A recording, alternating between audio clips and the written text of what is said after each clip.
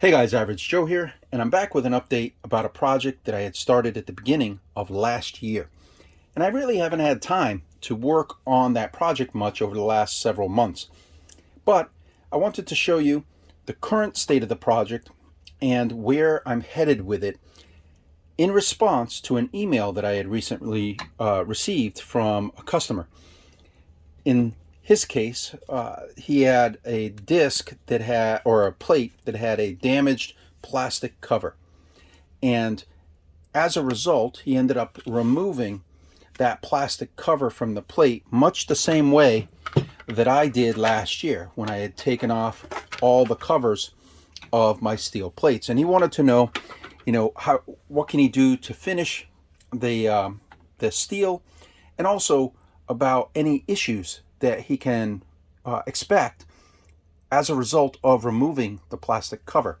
So I'm going to go over that quickly in this video and what I've done and kind of where I'm at today with it.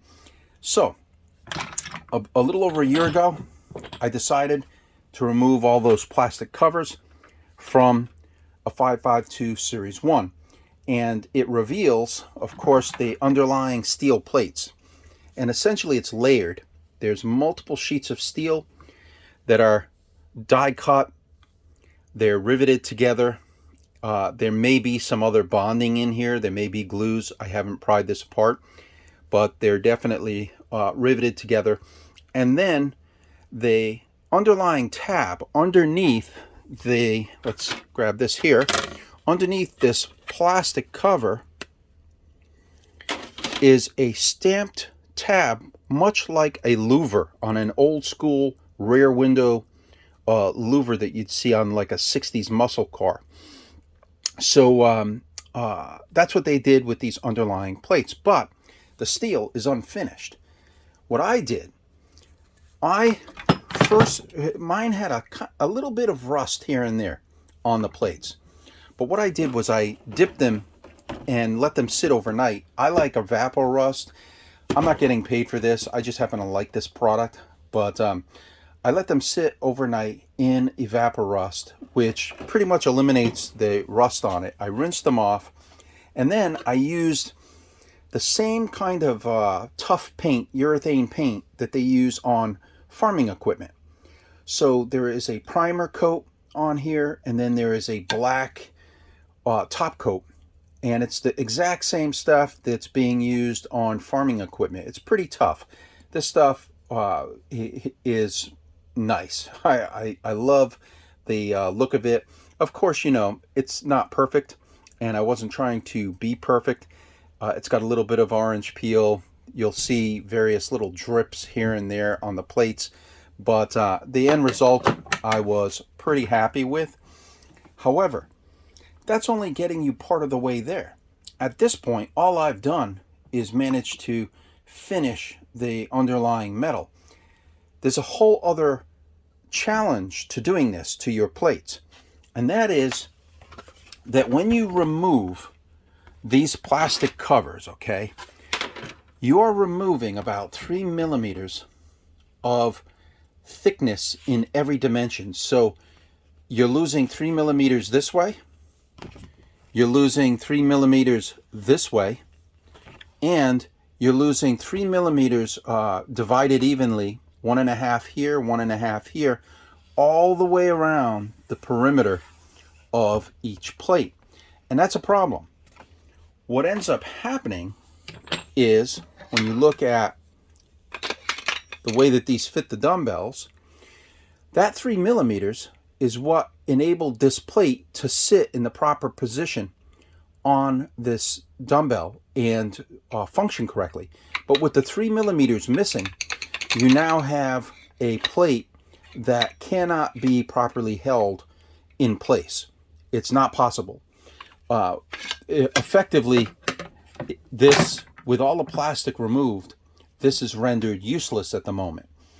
You need to do an additional step in order to make these things usable again. And that step is to basically add back the thickness that was lost when you removed the plastic shell. And one of the things that I started thinking about last year was how to go about doing that. There's a few different approaches that you can use to try to replace the missing plastic that's missing from here, it's missing from here, it's missing from in here, down below here, and that affects the performance of these plates. They don't even sit correctly in the base, because now they are too loose in this base. Before they would have been a little bit more rigid in the base. So what I did was I took a close look at the covers and I identified what portion of this matters. What portion of this cover is relevant to the performance of these plates. And what I came up with was that the center, a strip down the center. So if you look at this plate, a strip down the center of this plate is the only relevant portion of plastic. No other plastic matters. No other plastic affects the performance of these plates in your dumbbell. This is it. And that is because this gives you the additional 3 millimeters in thickness. It gives you the additional 1.5 millimeters in height off of the base. It gives you the additional 1.5 millimeters between the disc and the plate itself. And it gives you the additional 1.5 millimeters over the tab on the plate. It adds that thickness right here. So what I'm looking at doing now is how to basically make a version of this that can snap on to the plates and allow you to take off your old cover, the damaged cover, and then paint it however you want to paint it, and then snap on or glue on an assembly sort of like this that will then add back the material that was lost when you took that original cover off. That's super important. Without something like this, these plates cannot function properly in the dumbbell handle. So I haven't had time to go back and address this any further, but at some point, I wish I could tell you exactly when. I don't know when, but I am going to look at either recreating this in like a stamped steel or a 𝗙𝗓𝗏 or something of that nature, such that the assembly can be easily put on by customers who want this kind of steel look to their plates. They want this more industrial look, or their covers were damaged. If your old covers were damaged, this is going to be a way to replace those old covers and regain the performance that you need to have these plates work properly in that dumbbell handle. So those are the two parts to a project like this. The first part is that you're going to want to finish the steel, because the steel will just rust. The steel from the factory doesn't have anything really on it except the original oils from production. So it immediately once you start removing these plastic covers, that steel begins rusting in spots. So you have to put some sort of primer and top coat on it, or at least a primer, to stop that from happening.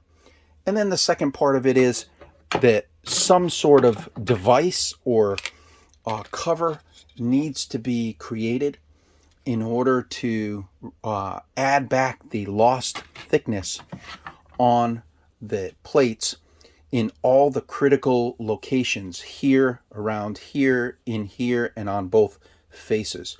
So hopefully I'll be able to find some time to be able to do that in the months ahead, and when I do, I will of course create a video and let you all know and show you kind of the finished product. But until then, if any of you are thinking of doing a project like this and you have covers that you can reuse the center, it's not too damaged here, not too damaged here or here, you can cut this center out and kind of do your own do-it-yourself version of this. You know, I don't think I'd 3D print this.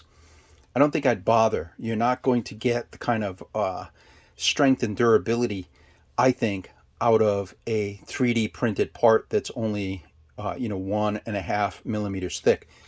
These are injection molded. That's a lot tougher than 3D printed. However, hey, if you want to experiment with something like that, 3D printing, you could probably try that too and see what happens with it.